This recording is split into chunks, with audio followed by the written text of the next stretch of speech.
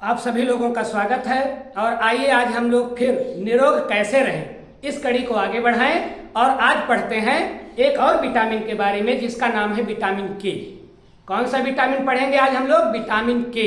इसके पहले अपने लोगों ने वसा में घुलनशील विटामिन ए, विटामिन डी और विटामिन ई के बारे में अध्ययन कर लिया है। आज आइए हम लोग वसा में ही घुलनशील अर्थात तेल में ही घुलनशील, वसा मतलब फैट्स, तेल, ऑयली चीजों में घुलनशील विटामिन के बारे में अध्ययन करें। ये विटामिन के क्या होता है?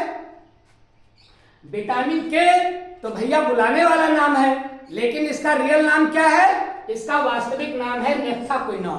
क्या नाम है? नेफ्थाक्विनोन। विटामिन के नेफ्थाक्विनोन, विटामिन के नेफ्थाक्विनोन। तो इसका रासायनिक नाम नेफ्थाक्विनोन, बुलाने वाला नाम विटामिन के। इसकी खोज कार्ल पीटर हेनरी डैम ने की थी। किस वैज्ञानिक ने की थी? Carl Peter Henrik Dam. याद रखिएगा नाम, क्योंकि इस खोज के लिए इनको नोबेल पुरस्कार से भी नवाजा गया था।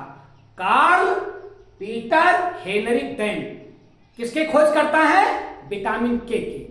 क्या मिला था इसके लिए इन्हें? विज्ञान का सर्वाधिक प्रसिद्ध पुरस्कार, नोबेल पुरस्कार। किस बात के लिए? नेफ्थाक्विनोन की खोज के लिए, विटामिन के की खोज के लिए। और एक चीज ध्यान रखें कि विटामिन के जो है ये नेफ्थाक्विनोन है। विटामिन के एक ऐसा विटामिन है जो अपने लोगों में रक्त स्राव को रोकता है। मतलब कहीं ब्लेड लग गया, चाकू लग गई, कुछ कोई चीज घाव हो गया, जख्म हो गया, तो अपने लोगों का खून बहने लगता है कि नहीं?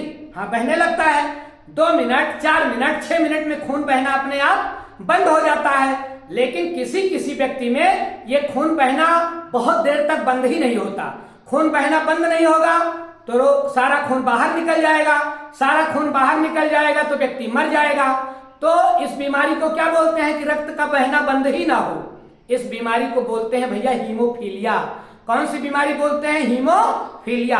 और रक्त बहने को क्या बोलते हैं? हीमोरेज। क्या बोलते हैं? हीमोरेज। तो चूंकि रक्त बहना, हीमोरेज मतलब नक्सीर, खून का बहना। तो हीमोरेज मतलब रक्त स्राव का ये क्या करता है? विरोध करता है, उसका दुश्मन है। इसीलिए विटामिन के का एक नाम है भैया एंटी हीमोरेजिक विटामिन। कौन सा विटामिन? Anti haemorrhagic vitamin. क्यों एंटी हीमोरेजिक? क्योंकि ये रक्त स्राव का विरोध करता है। हेमोरेजिक मतलब रक्त स्राव, और उसका एंटी माने दुश्मन। तो जो रक्त बहने का रोके, जो रक्त बहने का दुश्मन हो, उसको बोलते हैं एंटी हेमोरेजिक विटामिन। तो विटामिन के का एक नाम और क्या पड़ गया? Anti haemorrhagic vitamin. क्यों पड़ गया वो मैंने आपको बताया, क्योंकि ये खून के बहने का विरोध करता है, रक्त के स्राव का विरोध करता है। या इसी को अगर आप हिंदी में देखें, हिंदी मीडियम वाले, तो बोलेंगे प्रतिरक्त स्रावी विटामिन। विटामिन के का एक नाम और क्या है? प्रतिरक्त स्रावी विटामिन। क्या नाम है? प्रतिरक्त स्रावी विटामिन। क्यों? क्योंकि रक्त स्राव का ये विरोध करता है, मतलब रक्त के थक्का बनने में ये मदद करता है। कहने का लबो लबाब मतलब ये है। और देखें, अब प्रश्न ये उठता है कि विटामिन के अपने लोगों के शरीर में कितना प्रतिदिन होना चाहिए? खाने में हम कितना विटामिन के ले तो हमारा शरीर ठीक ठाक रहेगा, मतलब हमारे शरीर में कोई घाव हो जाएगा तो अपने आप थक्का बन जाएगा। कितनी मात्रा में विटामिन के चाहिए? तो भैया याद रखना बेटा कि जिस व्यक्ति का जितना किलो वजन हो, अगर 1 किलो किसी का वजन है तो उसके पास कितना विटामिन के प्रतिदिन होना चाहिए, खाना चाहिए? 1 माइक्रोग्राम। 1 माइक्रोग्राम प्रति केजी। जिसका जितना वजन हो उतना माइक्रोग्राम। तो मान लीजिए किसी का वजन 50 किलोग्राम है तो उसको कितना माइक्रोग्राम लगेगा? आप लोग जरा कैलकुलेशन करिएगा। गणित मेरी कमजोर है, आप लोग कैलकुलेट करके बताइएगा कि अगर किसी का वजन 50 किलोग्राम है, मतलब 50 किलो का कोई व्यक्ति है, तो उसको प्रतिदिन कितना विटामिन के खाना चाहिए, मतलब भोजन में कितना विटामिन के मिलना चाहिए? वैसे जान लें आप कि 1 केजी अगर किसी का वजन है, प्रति केजी 1 माइक्रोग्राम। कंफर्म हो गया? अब आगे देखें विटामिन के किसका किसका बना होता है। तो विटामिन के भैया कार्बन का बना होता है, हाइड्रोजन का बना होता है, ऑक्सीजन का। CHO, C for carbon, H for hydrogen, O for oxygen. कितना है? C 31, H 46, O 2। तो इसका अणुसूत्र क्या हो गया विटामिन के का? C31, H 46, O 2। ये इसका अणुसूत्र हो गया। अब एक बात बेटा और ध्यान रखेंगे आप लोग कि ये जो विटामिन के होता है ये दो प्रकार का होता है, विटामिन K1 और विटामिन K2।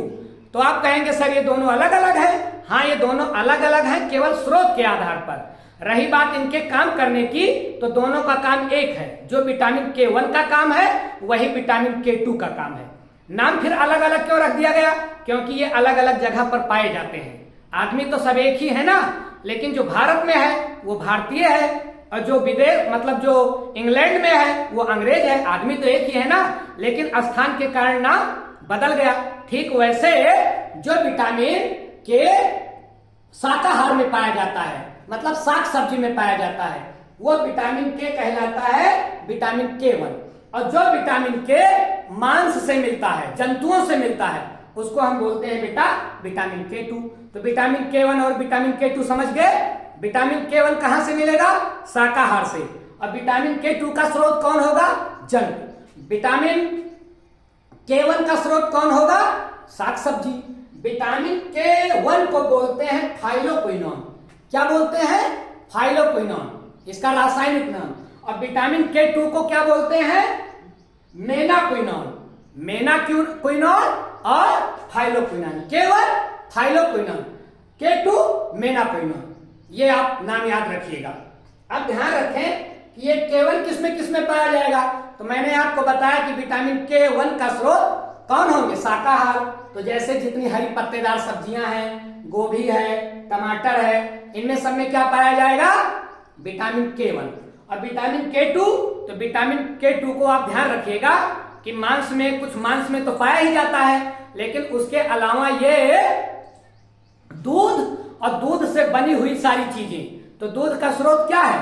दूध जंतुओं से मिलता है ना, तो दूध में पाया जाने वाला विटामिन के किस विटामिन की कैटेगरी में जाएगा? K2, क्योंकि जंतु से मिल रहा है। तो दूध और दूध से बनी हुई चीजें जैसे कि पनीर। अब पनीर में कौन सा विटामिन के पाया जाएगा?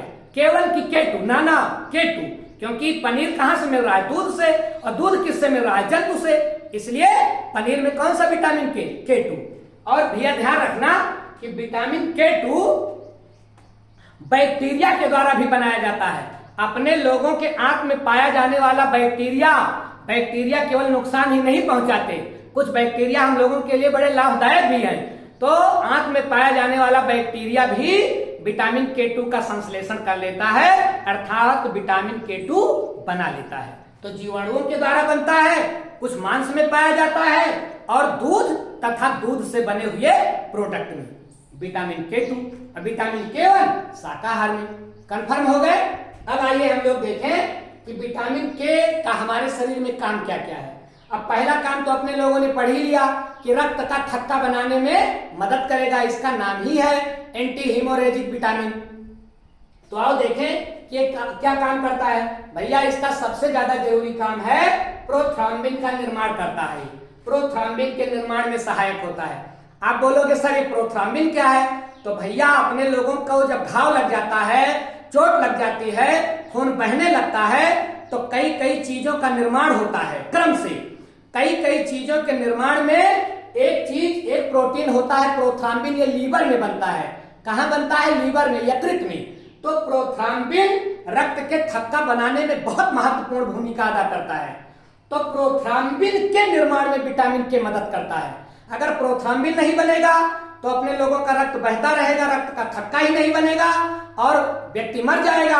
तो प्रोथ्रॉम्बिन बनेगा विटामिन के की मदद से। इसलिए रक्त के थक्का जमाने में कौन मददगार हुआ? विटामिन के। और रक्त के स्कंदन में मदद करता है। तो रक्त का स्कंदन मतलब भैया वही रक्त का थक्का बनना। रक्त का थक्का बनना या रक्त का स्कंदन या blood clotting English medium, blood clotting Hindi medium, रक्त का स्कंदन और गांव देश की भाषा रक्त का थक्का बनना, चीजें तीनों एक ही हैं। तो रक्त के थक्का बनने में या रक्त के स्कंदन में विटामिन के मदद करता है। कैसे मदद करता है? प्रोथ्राम्बिन का निर्माण करके। प्रोथ्राम्बिन क्या है? एक प्रकार की प्रोटीन है जो रक्त को जमाने में मदद करती है। और देखें और क्या महत्वपूर्ण काम है विटामिन के का? विटामिन के कैल्शियम वितरण में मदद करता है। हम लोग जानते हैं कि अपने लोगों की हड्डी, अपने लोगों के दांत के निर्माण में सर्वाधिक भूमिका किसकी है? कैल्शियम की है। कैल्शियम पूरे शरीर में वितरित होता रहे, उसके लिए कौन मददगार है? विटामिन के। अब इस प्रकार से हड्डी की मजबूती के लिए भी जिम्मेदार हो गया। कैल्शियम अगर वितरण में मदद कर रहा है तो हड्डी की मजबूती के लिए भी जिम्मेदार हो गया। और ध्यान दें, विटामिन के का कितना महत्वपूर्ण काम एक और है, कैंसर से लड़ने में मदद करता है। तो कैंसर बीमारी से तो आप परिचित ही हो। विभिन्न प्रकार के कुछ कैंसर हमारी बॉडी में जो होते हैं, उन कैंसर सेल्स को रोकने में विटामिन के बहुत मदद करता है।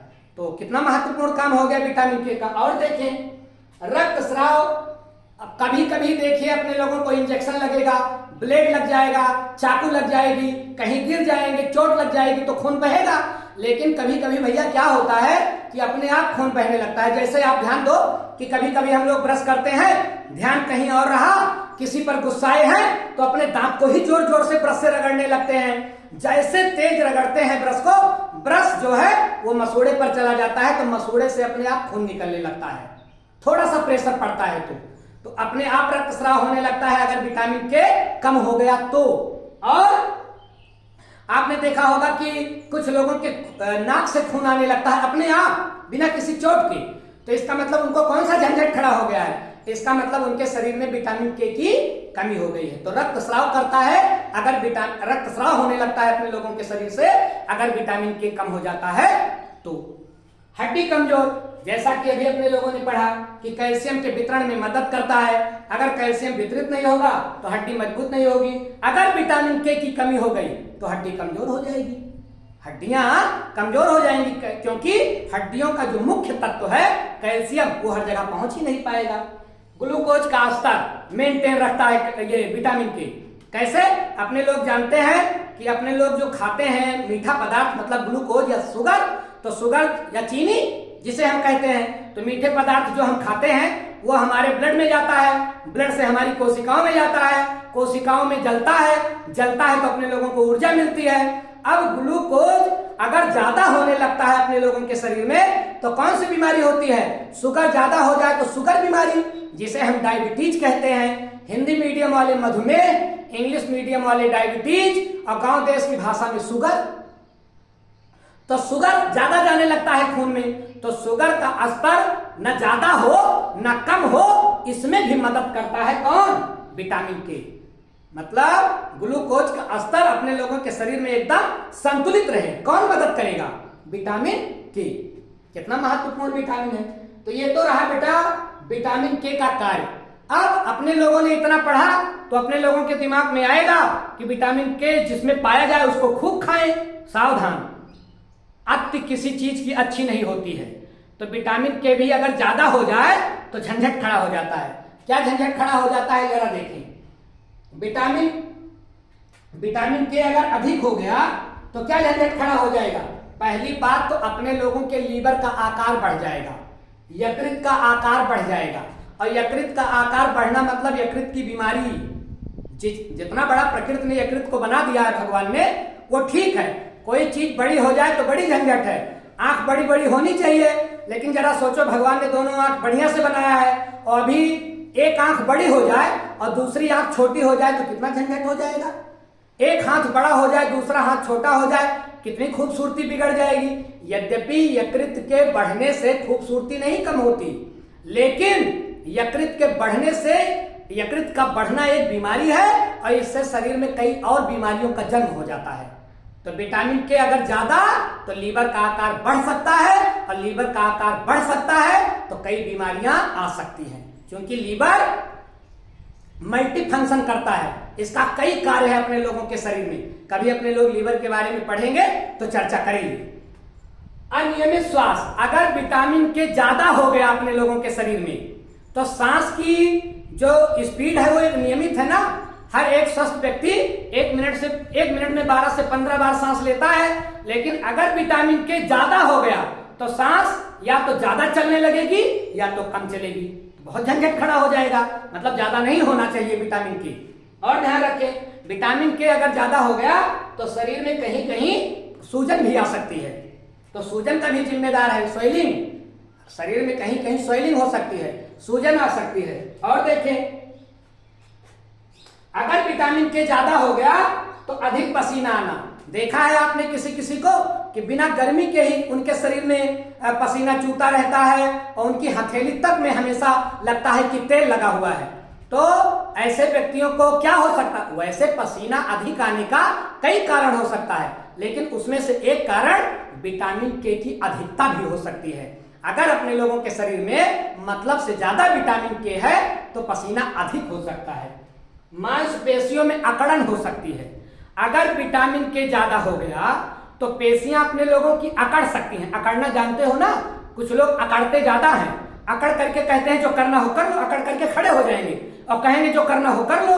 तो जैसे कुछ लोग अकड़ करके खड़े हो जाते हैं और कहते हैं जो करना है कर लो, वैसे कभी कभी अपने लोगों की मांसपेशियां सिकुड़ गई तो सिकुड़ी ही रहती हैं, और अगर तन गई तो तनी ही रहती हैं और कहती हैं कि मैं ऐसे ही रहूंगी, जो करना हो कर लो। तो पेशियां अकड़ जाती हैं तो ये किसकी अधिकता से अकड़ जा? वैसे पेशियों के अकड़ने का और कई कारण हो सकता है, अकेला यही कारण नहीं है बेटा, लेकिन कई कारणों में एक कारण ये भी हो सकता है कि विटामिन के अपने लोगों के शरीर में ज्यादा हो गया हो। तो विटामिन के न ज्यादा होने पाए न कम, एक संतुलित मात्रा में अपने लोगों के शरीर में रहे, तो इन सब समस्याओं से अपने लोगों को बचत हो सकती है। इस सब समस्याओं का सामना करने से अपने लोगों को मदद मिल सकती है अगर विटामिन के नियमित रूप से हम लोग लेते हैं। तो विटामिन के की कोई अतिरिक्त खुराक लेने की जरूरत नहीं है, बस यही सब भोजन करेंगे तो विटामिन के अपने आप मिलता रहेगा।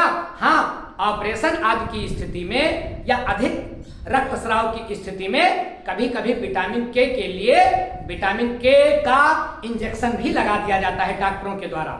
उसको जो है इंजेक्शन के थ्रू लगा दिया जाता है ताकि रक्तस्राव अधिक न होने पाए। तो ये रही बेटा छोटी सी जानकारी विटामिन के बारे में। आगे के वीडियो में हम लोग जो शेष बचे हुए विटामिन हैं उनकी चर्चा करेंगे भैया। ओके।